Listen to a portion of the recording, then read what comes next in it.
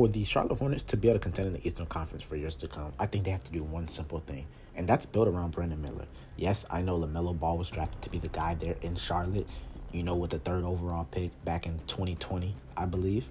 And he been an all-star, averaged 24, 25 points a game, 6, 7, 8 assists a game.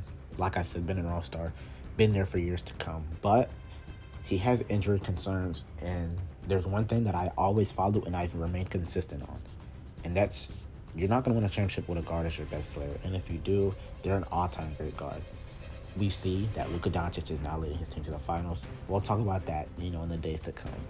But there has only been 3 to do it. Steph Curry, Isaiah Thomas, and Magic Johnson. Do I think LaMelo Ball is able to does he have the ability to get into that company? Maybe, but as of today, he does not have that ability. So I think for the foreseeable future, you should build around your 6'7", 200-pound small forward in Brandon Miller, because he has resemblance of a Paul George, a Brandon Ingram in his game. He put up 17.3 points per game in his rookie year, 4.3 rebounds, and 2.4 assists on 44% shooting from the field and 37% shooting from 3, along with 82.7% from the free throw line. And a steal a game, and almost a block a game. But Brandon Miller, he got that it factor, I believe. He has the makings of an elite two-way wing player that can lead their team to a championship. I think he needs to put on a little bit more weight, get a little bit stronger. But, he was just a rookie. I believe his sophomore year was going to be a breakout season for him.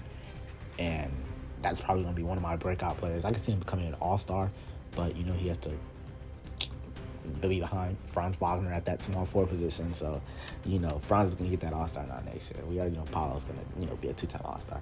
But that's neither here nor there. But the Charlotte Hornets also have the 6th pick in this NBA draft coming up, and I think they should draft a complimentary piece to Brandon Miller and LaMelo Ball, just to have the pieces fit. But don't take the ball away from Brandon Miller too much. I think he's going to be able to get up to 22, 23 points per game next year, about 3.5 assists, probably 5 rebounds.